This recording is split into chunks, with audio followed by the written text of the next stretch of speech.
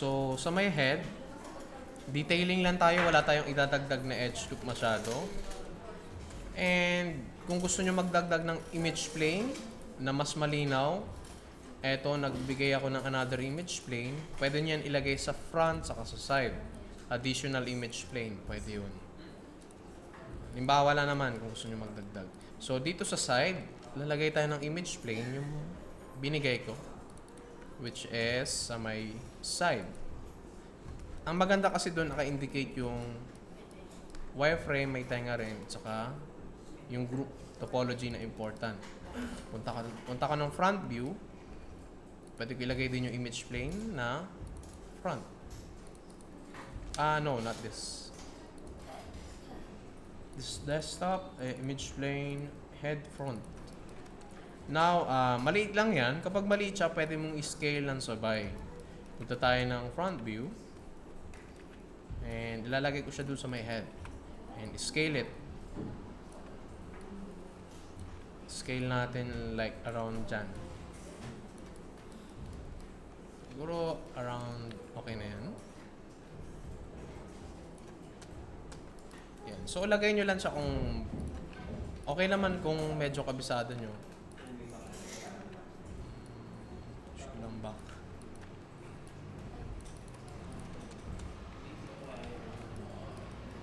Ayan. So, most likely ganyan siya.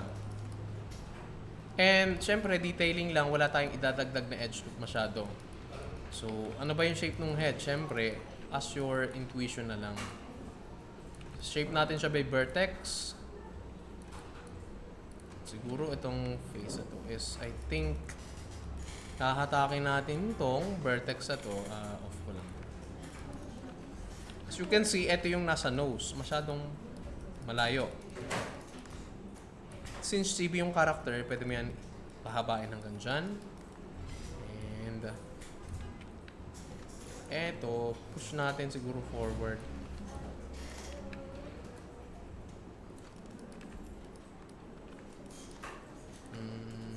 Masyado malayo.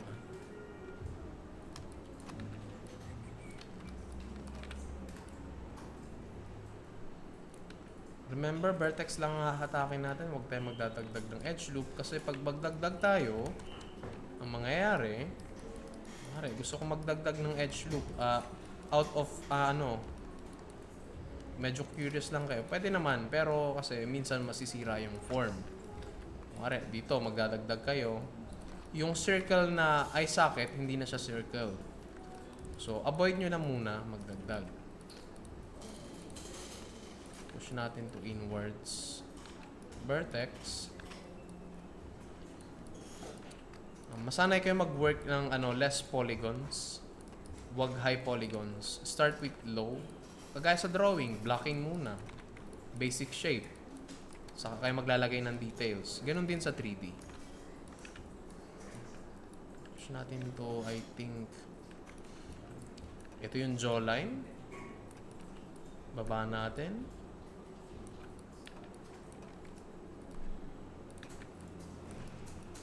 Ang indicator kapag kabilog yung head is pag nag-double click ako is paikot siya. Parang ganito. Nag-double click ako, iikot siya. May kita nyo yung topology. Pwede nyo maging reference yung binigay ko ulit na file. Pwede nyo rin gamitin. Ayan, so vertex. Wala pa pala extrusion, so dapat i-delete ko na to. Edge. Kasi 3 extrusion tayo last meeting.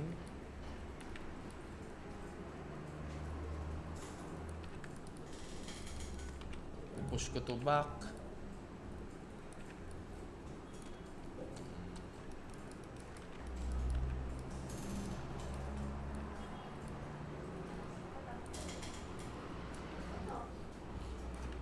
Push natin to pa back.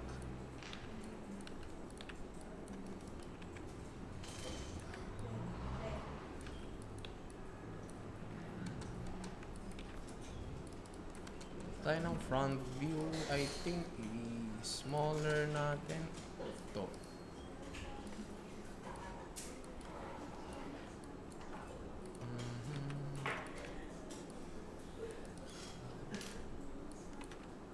Eto siguro, push natin pa inside. So yung head, detailing ng head, tatagal talaga kayo dyan para ma-meet nyo yung perfect shape. Usually, 2 hours, 1 hour, 3 hour actually, masyado na mahaba. 1 hour lang. Kaya binigay ko na lang yung base mesh para maganda yung character. Kasi yun yung titignan sa character yung face Magiging reference nyo na rin yung binigay ko. So yung detailing, ganito lang naman. Magdadagdag kayo ng sa mouth. Extrude tayo pa inside. And push natin. Okay lang naman siya, may collisions. Wala naman siyang problem pag may collisions. And yung shape ng lips is yung snapping pala is hindi ko pa to natuturo sa inyo. If you want talaga na gitnang-gitna nung grid, pwede nyo tong i-enable. So, snap to grids. Ang ginagawa niyan, halimbawa, hindi pantay. Ganyan. Pag naka-enable to, papansin nyo yung square is, ulitin ko lang. Yung square na ito, pag naka-on yung snapping, magiging sphere or circle. Pag nag-move ako, mag-i-snap siya. Ang movement niyan is within the grid. So, pag mag-move ako, hanggang dyan yung movement. Pwede pag naka-activate siya, yun yung perks niya. Important na i-turn off nyo siya kapag di nyo ginagamit. Kasi most likely, kapag mag-move kayo, hindi nyo magagalaw. Off natin after.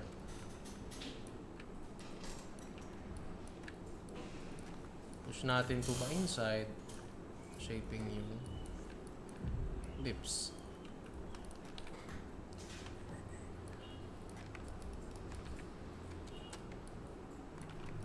I think kailangan ko to i-push pa forward.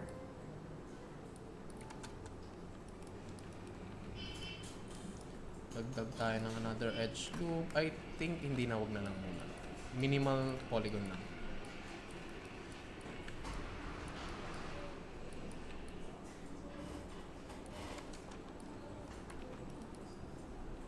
Ayan, okay. Medyo okay na siya.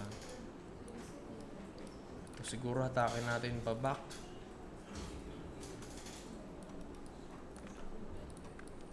Ito pa forward.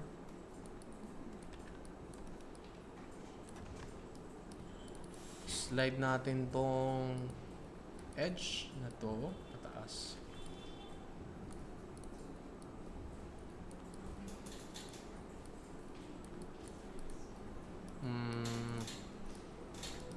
Okay. So, yung sa cheeks, syempre, kulang siya ng volume. Chibi. So, medyo chubby yung face. Like, push mo lang to pa forward. Diba? Para magkaroon siya ng volume like this. So, isipin nyo yung face ni Jollibee. Diba, chubby. Push lang natin. Ito rin siguro. Push natin. Pa-forward. Ito siguro is... one. Push natin here. Yung sa ilong, papansin nyo is ito yung shape niya. Ang gagawin natin dyan, hide ko muna. Focus tayo. Kailangan natin siyang i-multicut. So, i-multicut natin, time consuming siya. Pero try natin i-attempt. Multicut natin. Yan. Isa. And isang edge loop. Now, i-connect ko tong dalawang vertex. Mahaba lang. And connect natin. Vertex. Atake natin to pa back. Diba? Nakukuha nyo na yung shape niya. Ganyan. Sir, ang concern ko is bakit triangle to? Once na nag-combine tayo ng dalawa, hindi na yung triangle. Meron kasing dalawang face. Pag pinagsama mo yung dalawang triangle, squads. So, ulitin ko kung anong ginawa ko dun sa ilong.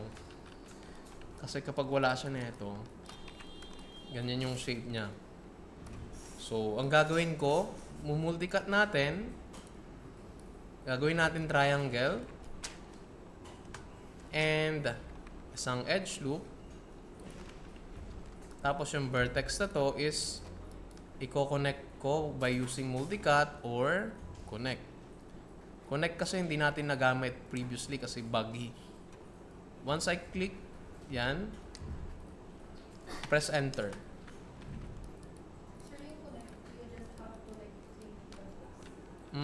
Kailangan yung iselect yung dalawang component. Halimbawa, itong vertex na to is hindi siya connected. I want to connect those component, vertex. Make sure na may selected siyang parts. Halimbawa, ito gusto ko rin yung tatlo. Pwede rin yan i-connect. Ganyan na magiging result.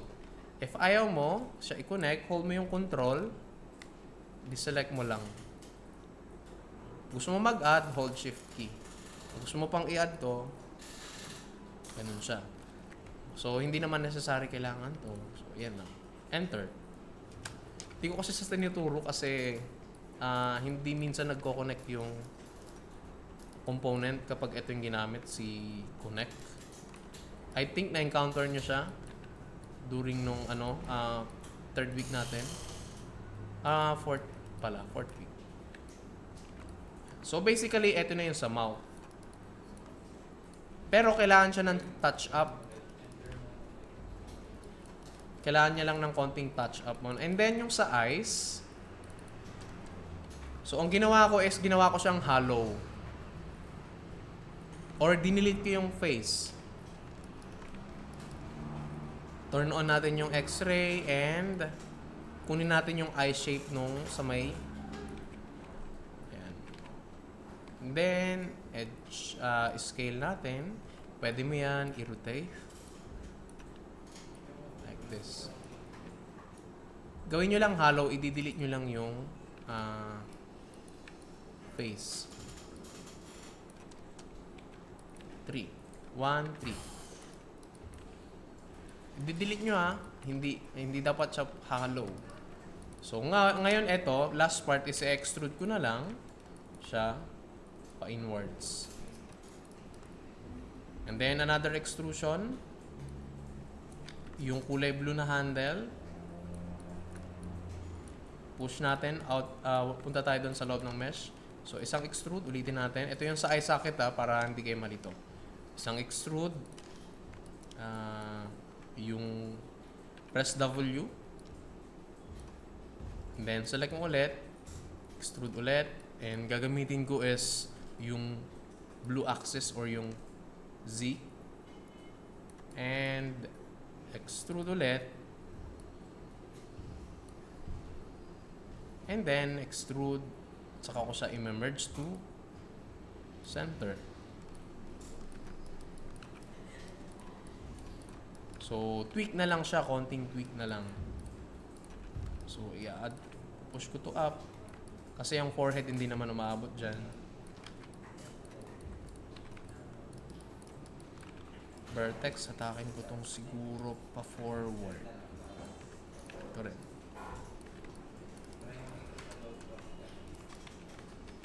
So, syempre, i-adjust nyo pa rin yan after nyo matweak. Most likely, okay na yung topology niyan. Kapag kasi sinundan nyo yung last session, ayan, tutuloy siya. Dapat. Pwede nyo yan gamitin, yung ginawa ninyo, and pwede nyo rin gamitin yung binigay ko.